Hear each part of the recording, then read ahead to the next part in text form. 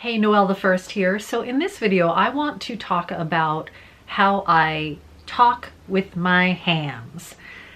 This is a big part of how I do voiceover, and I recently put up a video on Instagram showing me doing some telephone prompts for AT&T, which is one of my clients. To get you the best team to support your move, please listen to the following two options. If you are moving DirecTV service, press 1. And I was amazed by how many people commented on how much I move my hands. So I kind of wanted to talk about that a little bit. I was explaining to my husband why and how I use my hands to help me not just speak in life, but when I'm doing voiceover, and he thought it was really fascinating and he thought I should make a video about it.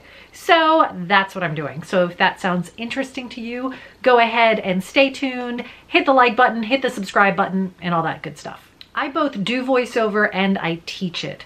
And I'm constantly trying to get my students to loosen up, because it's quite normal that when somebody first starts doing voiceover or kind of performance of any kind, they tend to be a bit tense and a bit stiff in their body. So I really work with them on a number of things, but one of them is getting them to be more in their body and use their body more, use their hands more, especially in a medium like voiceover where you're not being seen, because understandably, if you're moving your hands around too much on camera, it could be very distracting. If you are a public speaker and you move your hands too much, that could also be very distracting.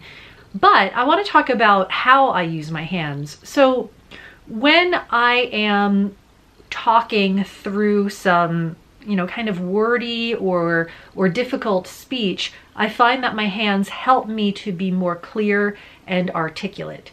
Especially with the narration, where you can get a lot of legalese, a lot of very technical language. And so my hands kind of act almost as like a rudder on a boat, kind of making my voice go where I want it to go.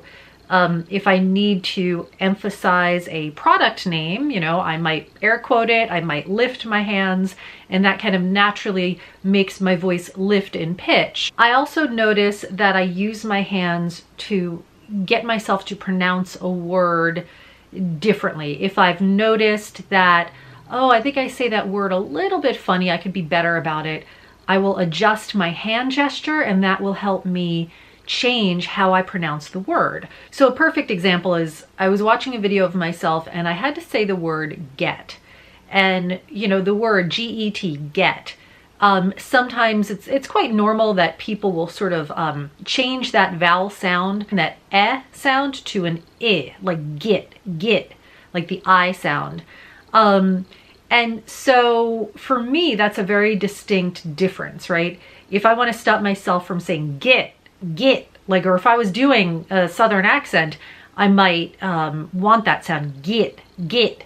But I want to change it to get, which is a more open sound, right? So I naturally kind of form my hand to imagine what my mouth and my throat is doing when I say get, as opposed to get, which is a much more sort of punctuated, smaller sound. So that's one example of how I might be using my hands.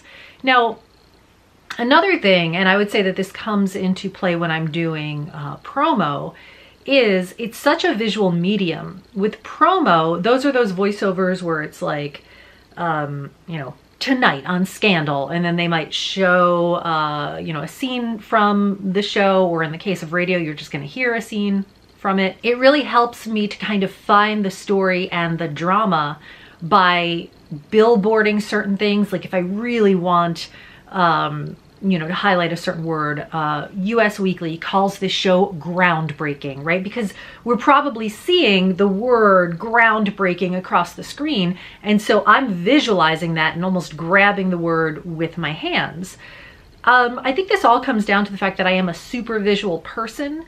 When I talk and describe things, and I know it happens on camera, very often when my eyes kind of go off and I'm looking at the thing that I'm describing in my mind's eye. And I know that I have been guilty of doing this, I guess, in such an intense way that sometimes I will be looking at the thing that's in my mind's eye and describing it and staring at it in such an intense way that sometimes the person I'm talking to will suddenly kind of look behind them as if, you know, there is actually something there.